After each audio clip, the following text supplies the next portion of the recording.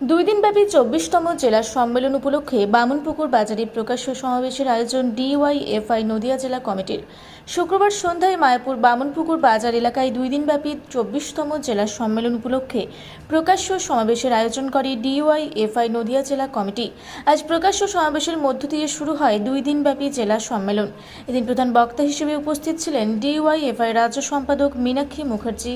এছাড়াও রাজ্য নেতৃত্বের মধ্যে উপস্থিত ছিলেন ধ্রুবজ্যোতি সাহা, কলতান দাশগুপ্ত, ডিওয়াইএফআই নদিয়া জেলা কমিটির সম্পাদক রুদ্রপ্রসাদ মুখার্জি, সভাপতি নাদির হোসেন মণ্ডল সহ সংগঠনের অন্যান্য নেতৃবৃন্দ। দুই দিনব্যাপী জেলা সম্মেলনের মূল আলোচ্য বিষয় হল দেশজুড়ে বেকারত্ব, কর্মহীনতার সঙ্গে পাল্লা দিয়ে বাড়ছে সাম্প্রদায়িকতা, পাশাপাশি বাড়ছে উগ্র জাতীয়তাবাদী আস্ফালন। এই আবহে জেলা জুড়ে যুবদের ঐক্যবদ্ধ করে শিক্ষা ও কাজের দাবিতে লড়াই জোরদার করতে এবং সাম্প্রদায়িক বিভেদের রাজনীতিকে রুখে দিতে 30 ও 31শে মে দুই দিনব্যাপী জেলা সম্মেলনের আয়োজন করে ডিওয়াইএফআই নদিয়া জেলা কমিটি। পশ্চিমবঙ্গে বাংলায় কথা ছিল জুতো মেরে গরুদান। এখন পুলিশকে ওই ভাষায় আক্রমণ করে, আর এটা তো প্রথম নয়। অনুব্রত মণ্ডল কি প্রথম করলো?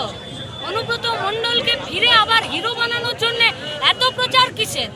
পুলিশের যদি দম থাকতো তাহলে অনুব্রত মণ্ডলের গলায় গামছা দিয়ে হিড় করে টেনে নিয়ে লকআপে ভরে দিতে পারতো। তাহলে পশ্চিমবঙ্গের বাকি যারা এই মেয়েদের বিরুদ্ধে এই অশালীন মন্তব্য এবং তাদের বিরুদ্ধে আক্রমণটা নামিয়ে আসছে, তারা ভয় পেত। পুলিশ আরও একবার পশ্চিমবঙ্গের মেয়েদেরকে, বাংলার নিজের মেয়ের রাজত্বে পশ্চিমবঙ্গের সব মেয়েদেরকে ফিরে বিপদে ফেলে দিল। চাকরিহারারা, যারা চাকরি প্রার্থীরা, তাদের সবার কাছে আমাদের আবেদন, লড়াইয়ের শেষ দেখে ছাড়ুন। বামপন্থী ছাত্র যুব সংগঠন, এসএফআই, ডিওয়াইএফআই এবং ডিওয়াইএফআই রাজ্য কমিটি এই লড়াইয়ে সমস্ত সরকারি শূন্য পদে দ্রুততার সাথে, স্বচ্ছতার সাথে, দুর্নীতিমুক্তভাবে নিয়োগ এবং তাদের চাকরির স্থায়িত্ব প্রদান করার জন্য এই লড়াই জানকবুল সেটা চলবে। পেট্রোলের টাকাটা পর্যন্ত আমার ট্যাক্সের টাকাতে আসে।